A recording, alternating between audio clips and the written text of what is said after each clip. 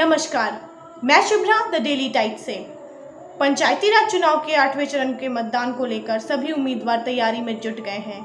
इसी क्रम में वैशाली जिला के महुआ प्रखंड अंतर्गत गौसपुर चक मजाहिद पंचायत से भावी मुखिया प्रत्याशी दीपा देवी भी लगातार क्षेत्र भ्रमण कर रही हैं। इसी बीच उन्होंने अपनी चुनावी तैयारियों को लेकर मीडिया से कुछ खास बातचीत की। आइए जानते हैं कि उन्होंने क्या कहा। चुनाव लड़ने का मेरा मेन मकसद ये है कि हम लोग इस गांव में यहाँ रहते नहीं थे। जब हम लोग यहाँ पर आए तो देखिए मेरा गांव पंचायत बहुत विकास, यहाँ कुछ भी नहीं मिला है। बहुत बेरोज़गारी तो नहीं बोल सकते, यहाँ का स्थिति बहुत ख़राब है। तो हम लोग प्लानिंग किए कि नहीं, हम लोग यहाँ पर आकर अपने गांव को शहर के जैसा बना सकते हैं। गवर्नमेंट फैसिलिटी बहुत दिया लेकिन यहाँ कुछ हुआ नहीं अभी तक। तो हम लोगों ने प्लानिंग किया कि नहीं, अभी हम लोग इसको विकास दें, गाँव को अच्छा बनाएँ और सभी लोग यहाँ पर अच्छे से रह सके। कहाँ आप लोग रहते थे और गाँव की कौन सी ऐसी बात थी जिसने आपको प्रभावित किया कि यहीं आके रहना चाहिए? हम लोग आंध्र प्रदेश यहाँ पर आए हैं। आपका घर तो यहीं में, रहने वाली यहीं की होगी? यहीं के रहने वाले। कौन सी ऐसी चीज़ प्रभावित आपको की गाँव की, क्या समस्या आपको ऐसा लगा कि हमको यहाँ रहना चाहिए? सबसे पहले तो हम लोग को गाँव में रोड तो है बट हम लोग घर तक कुछ रोड आने जाने की व्यवस्था ठीक ठाक नहीं है। लाइट नहीं, रोड लाइट नहीं है, किसी का घर नहीं है, किसी का झोपड़ी है। गवर्नमेंट मोदी जी ने बहुत सारे फैसिलिटी दिया लेकिन किसी को रहने के लिए घर नहीं है, किसी को राशन नहीं मिल रहा है, किसी को वृद्धा पेंशन नहीं है। तो सभी लोग आकर बताते थे। हम लोग ने सोचा कि नहीं, अभी हमारा गांव तो बहुत पीछे है, तो थोड़ा हम लोग इन लोगों के लिए कुछ काम कर लेते हैं। तो हमने फिर ग्राम पंचायत के लिए हमने प्लानिंग किया। कब से आप इधर समाज सेवा में लगे हुए हैं अपने पंचायत क्षेत्र में? हम लोग यहाँ जनवरी में आए, जनवरी 1 साल। क्या कुछ अभी आपकी उपलब्धि रही है इतने दिनों में? क्या कुछ किया है आपने जनता के लिए? जनता के लिए अभी हम लोग जनता के पास हम लोग जाके सभी को बता रहे हैं। अभी हम लोग अपना परिचय दे रहे हैं, हम लोग अपना लोगों को काम के बारे में समझा रहे हैं। आप लोग हम लोग को भरोसा कीजिए, हम लोग देश सेवा करके यहाँ पर आए हैं, फौज से रिटायर करके यहाँ पर आए हैं। तो हम लोग इस गांव को भी देंगे, विकास देंगे, जो यहाँ पर नहीं मिल सका अभी तक तो हम लोग यहाँ पर सारा फैसिलिटी देने का प्लानिंग किए सभी को।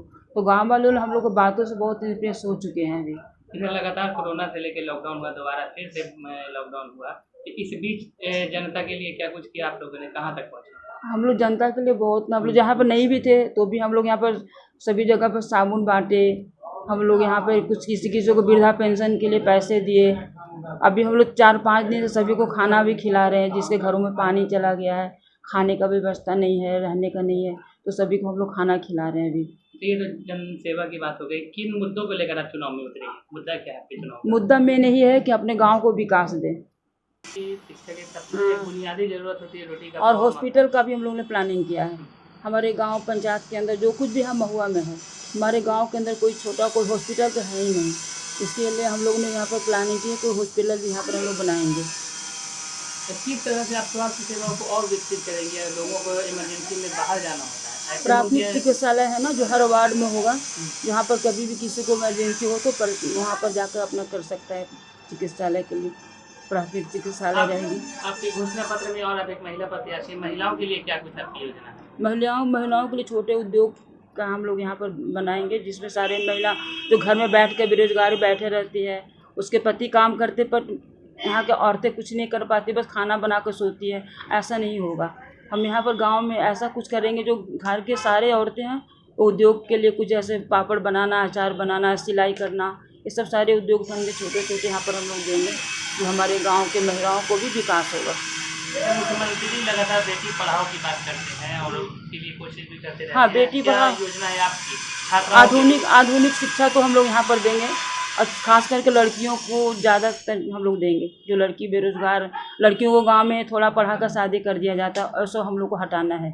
लड़की को हम लोग शिक्षित बनाएंगे और जॉब करेंगे बाहर, उसके बाद ही शादी करने के लिए हम लोग सब कुछ शिक्षा देते रहेंगे। निःशुल्क शिक्षा की कोई व्यवस्था के बारे में आपने सोचा है? जो कि नहीं, वो अभी नहीं पाते हैं, वो तभी हम वो कर सकते हैं। अभी हम लोग प्लानिंग कर लेंगे, वो भी करेंगे हम लोग। निःशुल्क शिक्षा के लिए कुछ योजना है, कोई कोचिंग चलाना या कुछ? हाँ, कोचिंग क्लास करवाएंगे।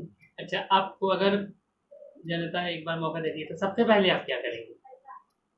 जो सबसे बुनियादी जरूरत आपको लगा हो कि पंचायत में ये सबसे पहले होना चाहिए? सबसे पहले तो मैं जिसके पास घर नहीं है उसको मैं पहले घर दे दूँगी, क्योंकि अभी आज के ज़माना में कोई ऐसा नहीं है जो झोपड़ी में रह रहा है। यहाँ के मैक्सिमम लोग झोपड़ी में ही गुजारा कर रहे हैं। तो सबसे पहले यहाँ के लोगों के लिए रोड और घर का व्यवस्था करेंगे। तो जनता से क्या अपील करेंगी? चुनाव आ रहा है, जनता से क्या कहेंगी? आपका चुनाव चिन्ह मिल गया है? नहीं, अभी नहीं मिला। तो जनता से क्या अपील करेंगी अब आप?